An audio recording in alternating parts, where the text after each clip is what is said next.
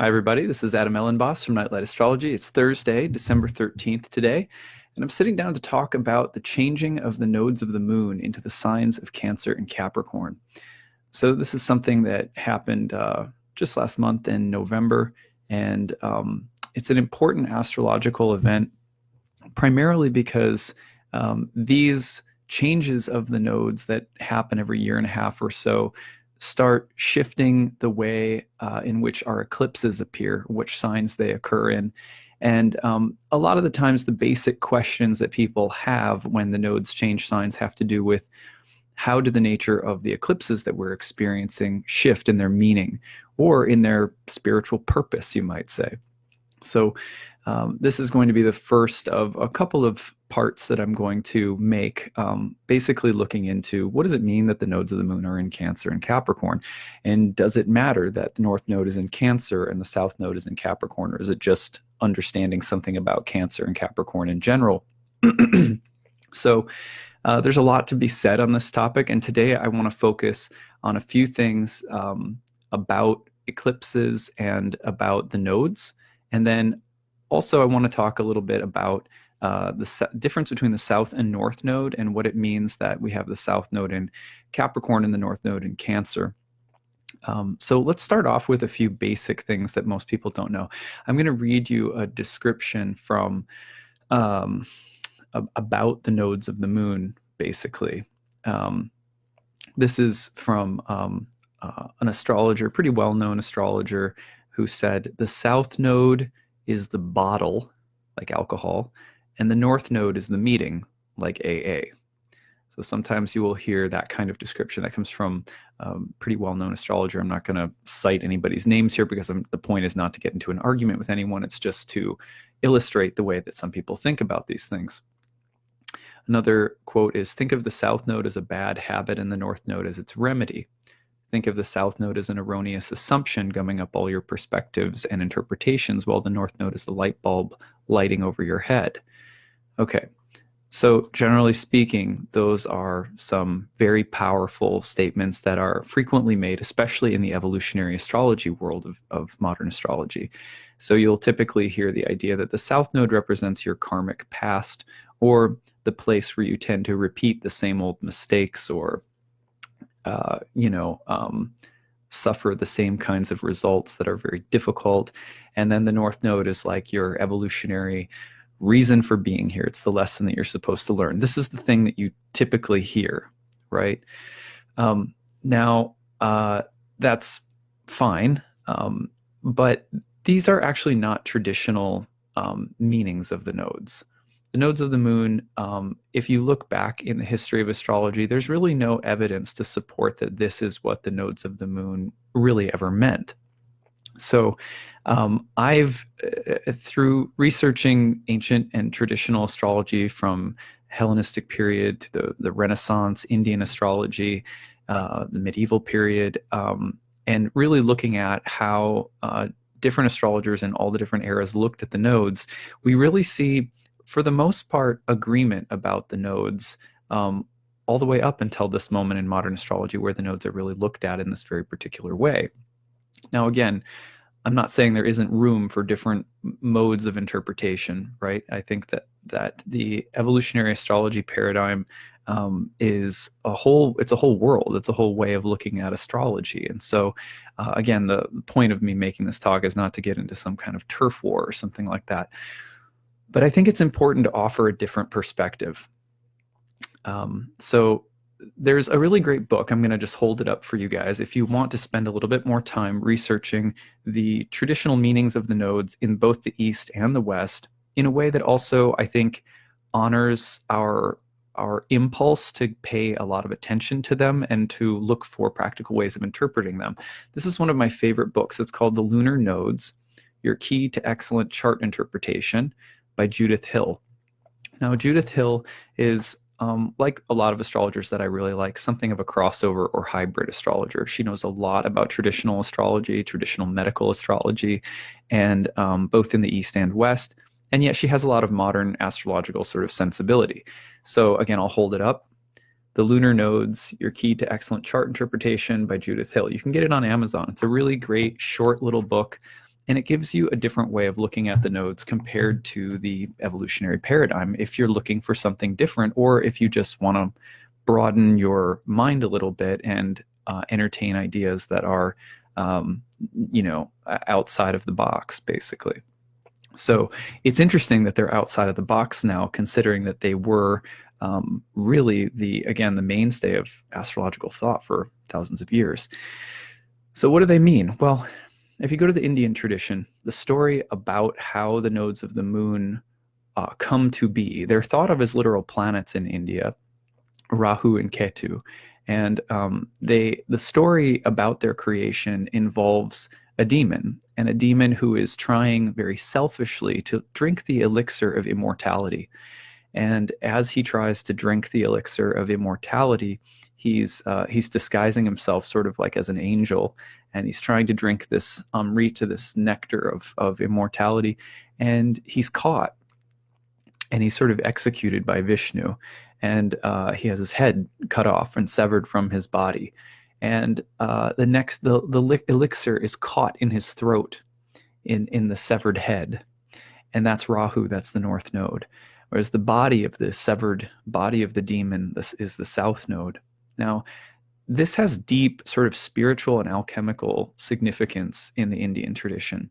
First of all, the basic idea about the world in the Indian tradition is that, we come here in a sense to explore being separate from the divine, having a temporary experience in a body and in a temporary lifetime, that we are all alone, that we're by ourselves, that we're separate sort of entities. And this is thought to be a kind of illusion that can, if we stay in that illusion, can create a lot of pain and suffering in our lives. And this is a philosophical supposition that is shared by ancient astrologers, and in many ways modern evolutionary astrologers who, Jeff Green, read his basic philosophy in the Pluto book. It's not totally different.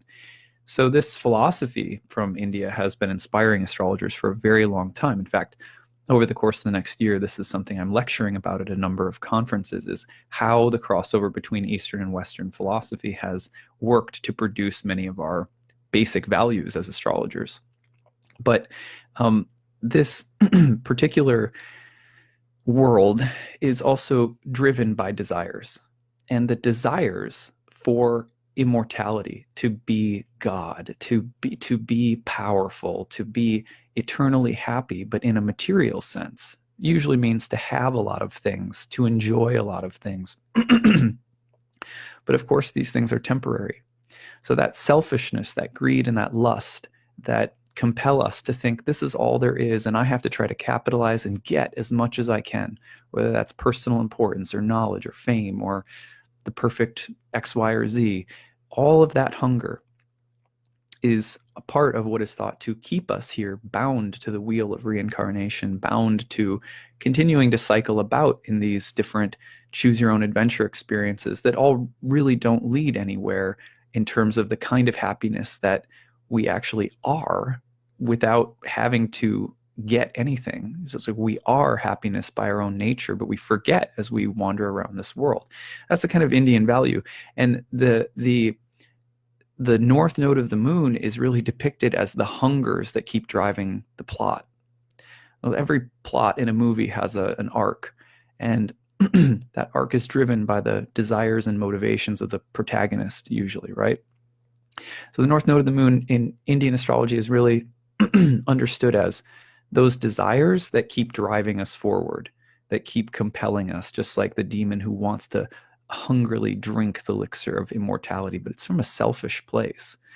Now, in the West, the same north node was associated with Jupiter and gain. It was said to be about augmentation or increase, and generally it was said to, the north node was said to increase both the good and the bad. A very esoteric statement that's made about the north node that essentially means that the north node is about augmentation. It's very Jupiterian in that sense. But Jupiter, understood properly, also represents the hunger, hubris, pride, and grandiosity of Zeus. And so the esoteric statement that increases both the good and the bad is a mixed statement. It's to be understood as a mixed statement about the North Node, that the North Node could make a tumor grow, which isn't good. It could make an ego grow, which isn't good.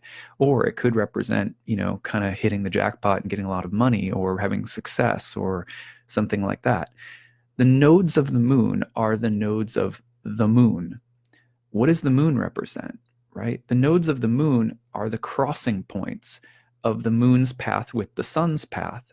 There's an alchemy that happens between the sun and the moon. And the idea of the moon crossing the sun's path, either ascending high above the sun or descending down below the sun, the ascending and descending nodes, have to do with fortune. The moon was said to be the fortune of all. The moon's a reflective light that represents the material world, which itself is a reflection of the eternal, but it's always changing, and it's not the original, it's not the essence, just in the same way that most people would believe that you or I are not really our bodies. Our bodies are like the moon, a reflection of our spirit soul, or they temporarily house the spirit soul, so to speak. But we live on, we keep going. So similarly, the material world was all thought of as very lunar, in the sense that it is constantly reflecting the light of something eternal. But you have to catch the spirit here as you watch things change constantly. You're watching the eternal, that which is unchanging and in some sense perfect already, in things that seem to change and vacillate through states of completeness and incompleteness and hot and cold and so forth. So the moon is the fortune of all. The ascending node of the moon, the crossing as it moves upward, is about the ascent of fortune, about gain and increase in the world of duality. This is why Indian astrologers associated gain with the possible temptations of the fleshly world, so to speak. Not to get super Christian on you, but what is it that drives the plot forward in this world? Well, look at the news. Do you know what I mean? It tends to be greed. It tends to be hunger. It tends to be lust. That's actually what the North Node was associated with, although it could also be associated with the amplification of, things that are maybe thought of as good, or anything that's increasing, basically.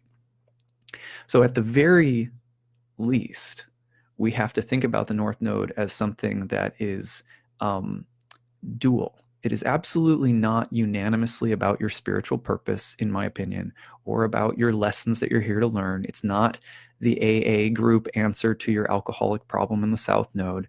To me, these are really hollow interpretations when we consider the vast history of how the nodes have been understood and how they relate to the actual substance of the moon. So the North Node of the moon, I think properly understood, has to do with those things that drive the plot forward in a sense, but are deeply related to the complications that result from our desires. Okay, so now at the very worst, the North Node is literally about the stuff that tends to keep you bound to the wheel of karma because you keep getting hungry. You keep wanting more. This is the dragon's head. Okay, so think about the North Node like that. The South Node, on the other hand, in the Indian tradition, again, I've said this lots of times, but in the Indian tradition, the South Node is considerably more auspicious than the North Node for one basic reason. When you hit a South Node period in your life, things decrease or decline. South Node is of the nature of Saturn. The South Node, Ketu, was the severed head, the severed body of the demon. Well, the head has the elixir of immortality inside of its throat. In a sense, it has to go on living forever, hungry but disembodied. Hungry but disembodied. It gets eternal, it's immortal, but it's hungry and disembodied. Whereas the South Node, the sort of severed dead body, is, in a sense, because it has the auspiciousness of being killed by the weapon of Vishnu, of the chakra of time, it represents that which is dead and let go of. And where there is death that's killed by time, there's also the opportunity for enlightenment. So when you lose things, when people die, when there is great loss or disappointment or frustration, or you don't meet your needs, your desires or needs that you have, they're not met, those are also opportunities for enlightenment. Enlightenment, I guess, just very simply defined, being, hey, guess what? All of these hungers in the world really aren't satisfying the eternal thirst that I have. They don't address the eternal nature that I am. So where there's loss, where there's disappointment, where there is scarcity or decline, there is also the opportunity for a healthy degree of separation or detachment from the material world, from the constant hungers of the material world. So that's the general idea. Now, the South Node is therefore, in Indian astrology, connected to the potential for austerities and healthy renunciation or detachment from material hungers. It is associated with loss and scarcity and difficulties. But just like Saturn, who was depicted as the ruler of the seventh sphere of heaven by Dante in Dante's Paradiso, the place where contemplatives lived. Saturn is a planet that's also associated with being able to see things very clearly and from a great distance. You might be an outlier because you're not wrapped up in the world. Saturn was the great outlier, the most distant, dim planet, but also the ruler of great contemplatives and mystics, like the Hermit card in tarot. So that's the South Node, though it is associated with loss and sometimes, yes, repetition of painful events or patterns. It is also more truly, for the Indian astrologers, associated with spiritual knowledge, detachment, and renunciation of desires in the material world. So very, very simple, really, way of delineating the two. Now, in Western astrology, South Node is created to decrease both the good and the bad. The South Node decreases both the good and the bad. So again, at least a dual symbol. So I think we have to at least question the notion that the South Node of the moon is unanimously like your past lives and your mistakes and things that you're trying to evolve from. Sometimes people will be generous and say it includes your gifts and your previous knowledge or something like that. And the North Node is, the meeting, the light bulb, the good idea, the thing that helps you. These to me are really flat interpretations. And what is beneath them? What do they tell us? They tell us about a paradigm in astrology that tends to be focused on growth and evolution, and an idea about spiritual progress that has a lot to do with sort of licking your demons in a good fight and evolving and stepping up the staircase toward greater enlightenment. And that progress orientation of the nodes is, I think, it's noble. It has good intentions behind it, but it's not really accurate to how the nodes have been understood or how spiritual enlightenment or evolution has been understood throughout the history of astrology. Again, that's not to say that the evolutionary paradigm should be discarded or that it's not valuable or valid in itself, but I just think in particular we have to be very careful of that story that we tell ourselves, because there is such a thing as spiritual materialism. Spiritual materialism is where the North Node becomes envisioned as the hunger for personal progress and growth. And that's a kind of, in my opinion, that's a potential sort of neurotic element of the human potential movement of the past couple of centuries, this century and last century. Human potential movement, New Age movement, etc. A lot of it is oriented toward personal achievement and personal growth.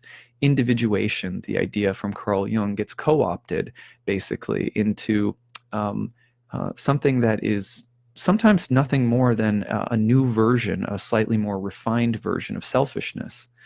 For example, in the Bhagavad Gita, the modes of material nature are described. There is tamas or ignorance, rajas or passion, and sattva or goodness.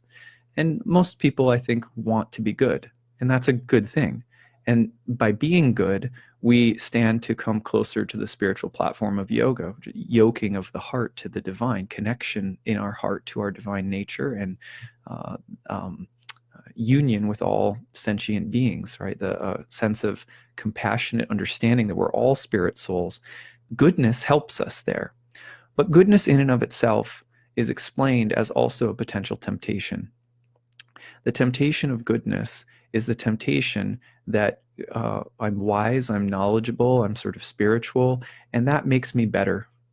That makes me wiser, and that makes me more advanced. And it makes me feel good about myself, and it makes me feel good about this temporary life, even though I'm not really concerned with my eternal nature. Really, I'm just really it's spiritual materialism, and I worry sometimes that the simplification of the nodes, that we're not really thinking carefully, and the nodes are a little bit more difficult than that. You know what I mean? Than just the north node is your lesson, the south node is your past baggage, your thing that you keep getting hung up on.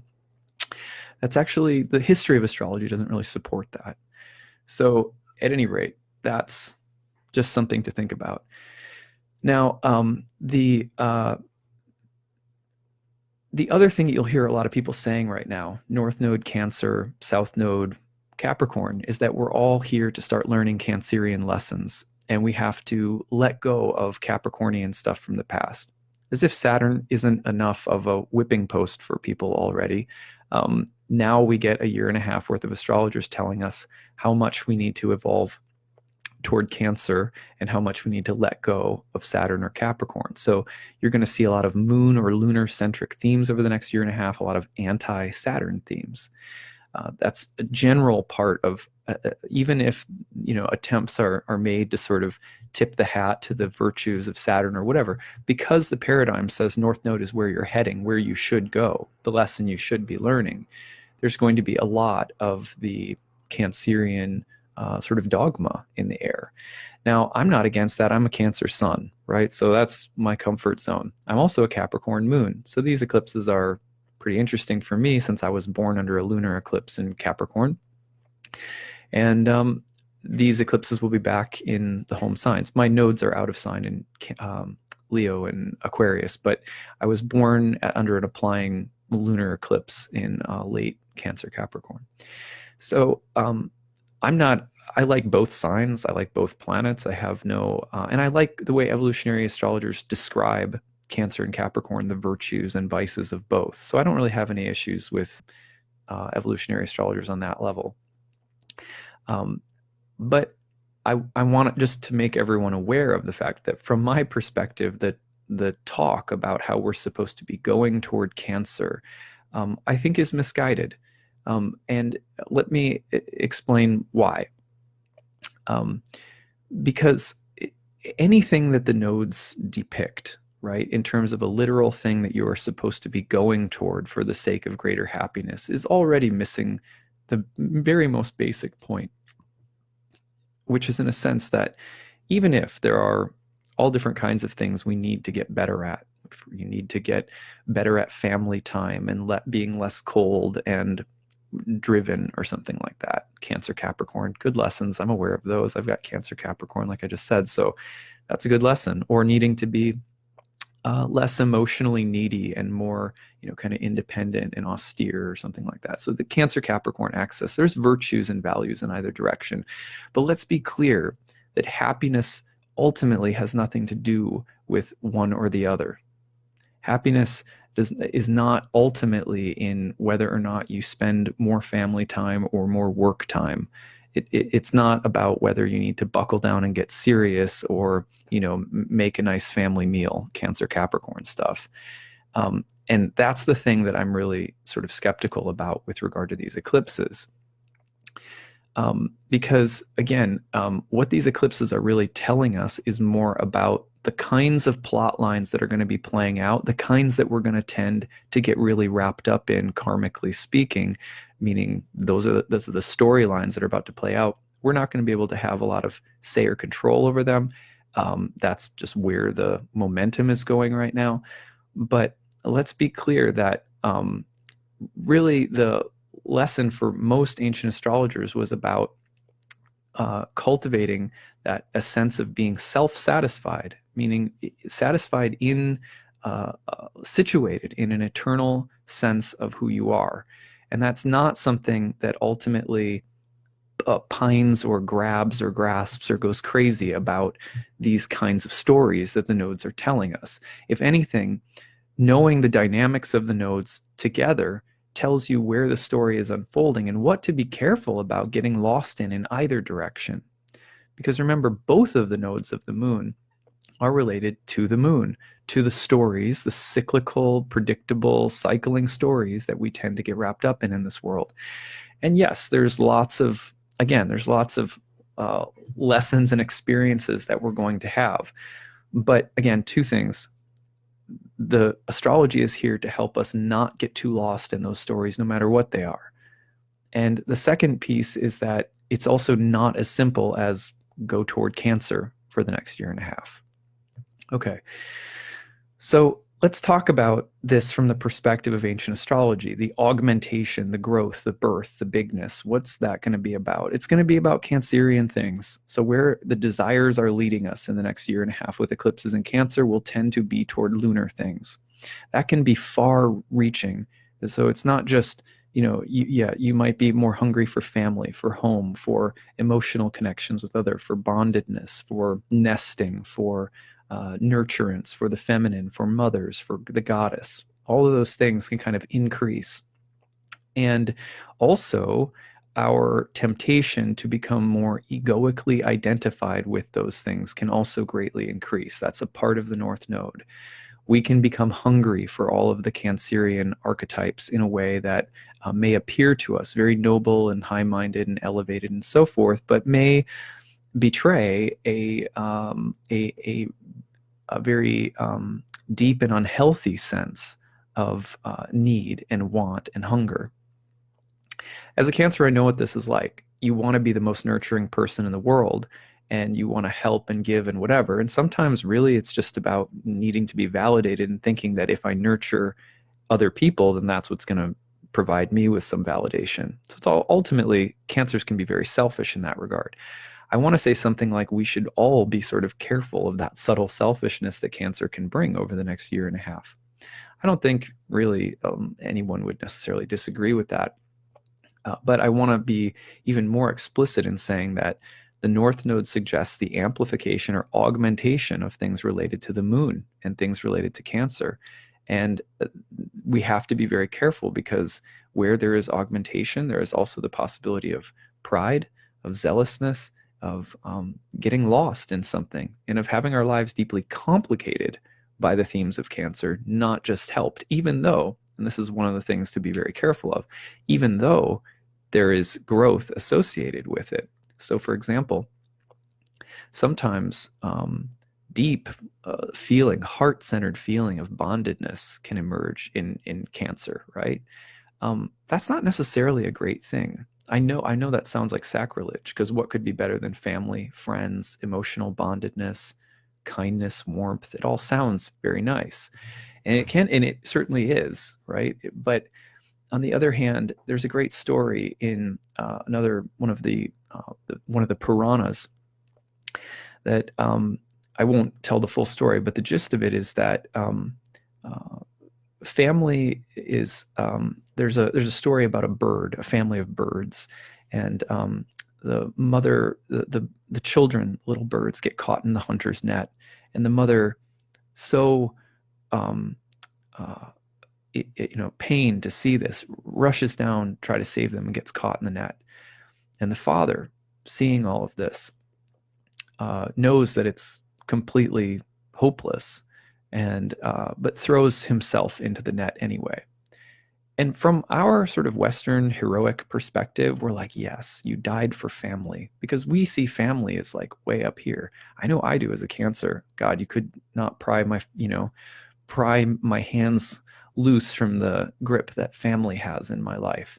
But the moral of that story was about how in spiritual life, it's those things that are most emotionally dear to us that often keep us in an unhealthy attachment to the material world, to a material conception of happiness.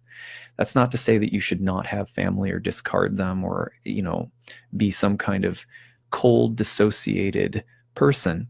But sometimes that's exactly what we think of Capricorn as. We think, well, either you love family, you're identified with them, and you raise the flag of family and kindness and warmth, or you're somehow a cold-hearted person.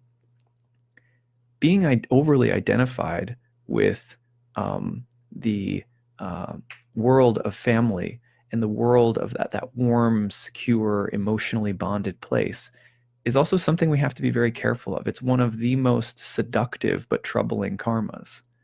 And I'm just putting that out there to think about. I say that as someone who, like, you know, as I'm giving this talk, I'm already thinking about how much fun it's going to be to hang out with my daughter afterward. You know what I mean? Like, I'm not above that. We all struggle with that and the attachment that family really brings. At any rate, in a general sense, all of the emotional attachments of Cancer can become more complicated than we really want to look at sometimes. Unhealthy patriotism as well. Yeah, Ashley, great comment. So nationalism, tribalism, groups where there's emotional, blood is thicker than water kind of feelings. Those can really amplify in the next year and a half. And we have to be very careful about that because, family, church, and state, those are the great American values. We're a Cancer nation, right? This is in some ways about, it has a kind of Civil War feeling to it a little bit too, these eclipses.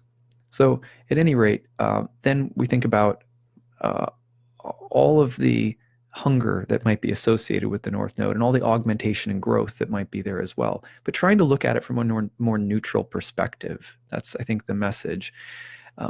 Then we go to the Capricorn South Node.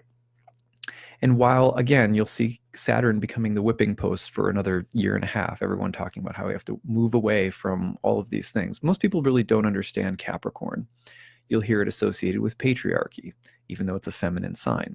You'll hear it associated with, industry and corporations and greed and power and coldness and all of this stuff, even though it's an earth sign. And again, it's feminine. It's Saturn's feminine sign. So I want to give you some different ways of thinking about Capricorn South Node. And remember, the values of Capricorn South Node are going to be about truly Saturnine experiences of darkness, heaviness, loss, deterioration, and yes, some of the more greedy, and ambitious Capricorn qualities. But what are the virtues or values of those experiences if we take it seriously that the South Node gives us the possibility of healthy renunciation or detachment of things that really don't matter, or of the possibility of spiritual enlightenment through difficulties that come through Saturn in the South Node. Because this is our teacher right now, in a sense. The South Node is our teacher. You could think about it as as we consume through the North Node. You digest, process, and crystallize the lessons, in a sense, through the South. The South Node, however, is also about, primarily it has to do with the lessons that come because of the overzealousness of the North. That's more how the nodes are understood in Indian astrology. They're not really mentioned in relation to karma and past lives in the West as much. But again, in the West, you do have this idea of loss or decrease. I'm going to read you some passages from James Hillman. These are short, I promise. Sometimes I go nuts with Hillman, but I promise I won't today. I have two passages I'm going to read you. One is from an essay he wrote called The Seduction of Black. And this is from a series of essays called Alchemical Psychology. Here's what he says about black intentions. This is a section called Black Intentions. What does black intend to achieve?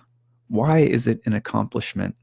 Let me briefly list what blackening performs. He's talking about alchemy now, without using the mystical language of John of the Cross, Simone Weil, and other proponents of religious darkness. First, as non-color, black extinguishes the perceptual colored world. Second, the blackening negates the light, whether that be the light of knowledge, the attachment to solar consciousness as far-seeing prediction, or the feeling that phenomenon can be understood. Black dissolves meaning and the hope for meaning. We are thus benighted. Third, the two processes most relevant for producing blackness, putrefaction and mortification, break down the inner cohesion of any fixed state. Putrefaction by decomposition or falling apart, mortification by grinding down, as seeds in a mortar are refined into ever thinner and smaller particles. Newton himself wrote, "For the production of black, the corpuscles must be less than any of those which exhibit colors." The thickness and solidity of the materials he worked with, Newton said, became more attenuated by fire and by putrefaction, quote, "the more subtle dissolver." Black matter was the least formed and the most susceptible to dissolution, or in our language, chaos. This subtle dissolver, when mixed into other hues, brings about their darkening and deepening, or in alchemical psychology's language, their suffering. Black steers all varieties of brightness into the shade. Is corruption then black's intention? An answer depends on what is meant by shade. Surely this intention is not merely the sullying of innocence, the staining of the only natural, that necessary preliminary to all alchemical thinking. Hence, we are not dealing merely with the corruption of natural innocence. The shade that black afflicts pertains to the deeper and invisible realm of shades, the kingdom of Hades, which is the ultimate subtle dissolver of the luminous world. We begin to see through a glass darkly why the color black is condemned to be a non-color. Notice how many people talk about Saturn as cold and distant and unfeeling. It carries the meaning of the random and the formless. Like a black hole, it sucks into it and makes vanish the fundamental security structures of Western consciousness. By absenting color, black prevents phenomenon from presenting their virtues. Black's deconstruction of any positivity, experienced as doubt, negative thinking, suspicion, undoing, valuelessness, explains why the negredo is necessary to every paradigm shift. Black breaks the paradigm. It dissolves whatever we rely upon as real and dear. See how it's contrasted to real and dear Cancer archetypes, moon archetypes. Its negative force deprives consciousness of its dependable and comforting notions of goodness. There's Cancer again. If knowledge be the good, then black confuses it with clouds of unknowing. If life be the good, then black stands for death. If moral virtues be the good, then black means evil. If nature is conceived as many-colored splendor, then black signifies the entire opus contra naturam, translating the great phenomenal world into the inked abstractions of letters, numbers, lines, replacing the palpable and visual given with the data of marks and traces. By deconstructing presence into absence, the negredo makes possible psychological change. The change derives from black's dissolving effect on all positivities. Negation brings fluidity, psychic energy, or libido, whose root means downflowing like liquid, moves from its coagulation, seeks new goals. Think of the watery, fishy bottom of Capricorn and the goat on top. Therefore, each moment of blackening is a harbinger of alteration, of invisible discovery, and of dissolution of attachments to whatever has been taken as truth and reality, solid fact or dogmatic virtue. The lunar world was said to be the world of illusion. It's a place where we get attached to things. One of Cancer's downsides, for as sweet and noble as we like this lunar sign to be, is the tendency for it to become attached. Solid facts these are my, and there's nothing more solid to us than family, state, religion, things like that. These are Cancerian values. This is American values. America's a Cancer sun. It darkens and sophisticates the eye so that it can see through. Thus, black often becomes the color of dress for the underworld, urban sophisticates, and the old who have seen a lot. Because black breaks the comforting paradigms, it is the color preferred by the spiritually driven and politically pressuring reformers and outsiders, adolescents, rebels, pirates, ladies of the night, cultists, bikers, Satanists, Puritans, anarchists, hitmen, priests, all nonconformists who then become trapped by their own identification with black. It's an interesting thing that both Saturn-ruled signs have to do with outsiders in traditional astrology, people who are nonconformists, but also people who tend to get trapped in sectarian thinking. The conformity, the nonconformity becomes conformity. In many ways, we have misunderstood Saturn when we think of Saturn as the status quo and as the patriarchy and as everything that won't change. That's not really Saturn. It's a very deep misconception about Saturn. It has a lot to do, I think, with the advent of the outer planets and how the outer planets tend to be understood, everything in contrast with Saturn. But think about this. When the planet Neptune was discovered, look at the sky and see what's happening when this planet is first being sighted. Neptune was exactly conjoined with Saturn. Here we have a story about Saturn, which is the color of black. Saturn rules black, or Saturn is said to be black. And we have here a very deep lesson to us about what black does, which is very fluid. We always forget the sea goat, the sea as the part of the sea goat. We always forget the fluidity of Capricorn, the fluidity of dark, the fluidity of disintegration, of death, of winter. Winter is the wet season astrologically, just so that we're clear. Though alchemical maxims say that the work must resemble a raven's head in its blackness, and that this raven is the principle of the art, these sayings identify the depth of black's radicality. They do not intend radical identity or identification with black. Black is itself not a paradigm, but a paradigm breaker. See, the problem is when we get identified with the blackness, rather than seeing its role or function as important. That is why it is placed as a phase within a process of colors, and why it appears again and again in life and in work, and in order to deconstruct what has become an identity. Those who wear the black shirt and the black robe, the black hood and black undergarments as signs of radical identity become thereby neither anarchists, outsiders, nor reformers, but fundamentalists. So is it a possibility for Saturn to become cold, hard, etc.? Yes, but it's only when we become identified with the black. The role of the black is to also take us away from those rigid, equally rigid, and somewhat more maliciously rigid attachments in Cancer, specifically because we think of them all as harmless, innocent, sweet, and that they all should endure forever because they're all inherently good.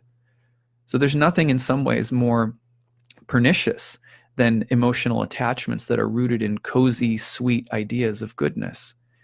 And I'm not trying to bash the sweet values of Cancer either. I'm just saying that alchemically, this axis has a lot to do with this particular eclipse axis with North Node Cancer, South Node Capricorn, has a lot to do with also the dissolution of things that we are emotionally attached to. And that's okay. Okay. Those who wear the black shirt and the black robe, the black hood and the black undergarments as signs of radical identity become thereby neither anarchists, outsiders, nor reformers, but fundamentalists. Hence the rigid severity and monotheistic literalism of revolutionaries.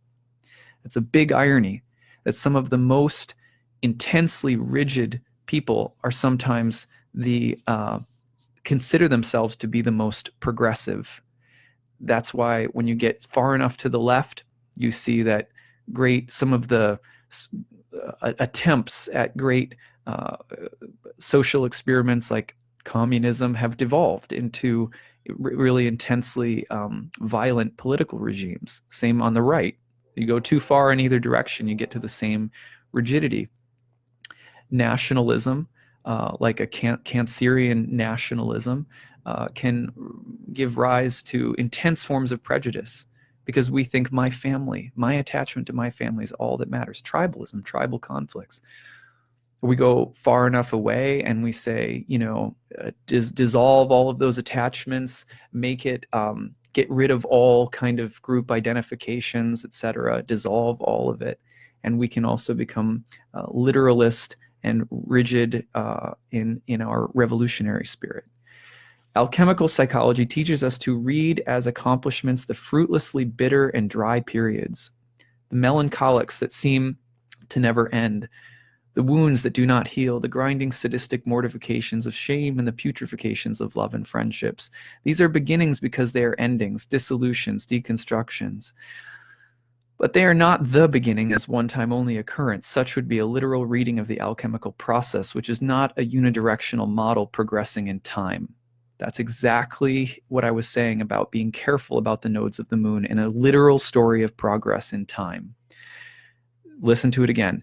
These are beginnings because they are endings, dissolutions, deconstructions, but they are not the beginning as a one-time only occurrence. Such would be a literal reading of the alchemical process, which is not a unidirectional model progressing in time. It is an iteratio. Black repeats in order for the deconstruction to continue. As shown, for instance, by figure 9 of Jung's commentary on the Alchemical Rosarium, the soul returns, the king and queen are joined, yet out of the ground emerge the dark birds. Are these birds the seductions of black, drawing the psyche back to the protective comfort of all too familiar complaints, the nest of the status quo? What you must be particularly careful about is to prevent the young ones of the crow from going back to the nest when they have left it. I want neither to condemn you to permanent blackness nor to relieve you from it by promising the return of the colored world, which alchemical psychology presents in gorgeous images. My aim has been neither. So there it is, Hillman telling us about the role that the black, which Saturn rules, plays. So very important to take those things into consideration. I'm actually going to save the second passage for my next piece on the nodes of the moon. But let's just be really clear. Although the nodes of the moon tend to be read as a very positivistic story about future-oriented growth, it can be deeply materialistic. And we have to be very careful about that. Whereas sometimes the South Node is pinned as a story about, the past and what you're trying to get over. These understandings of the nodes of the moon, much the mainstay of modern astrology, don't really have a root in the Indian tradition or in the classical Western tradition. I think we have to think about these in a much deeper manner. And again, maybe the biggest lesson for us with Saturn and the South Node of the Moon in the year and a half ahead is that letting go of things that we feel most deeply emotionally attached to.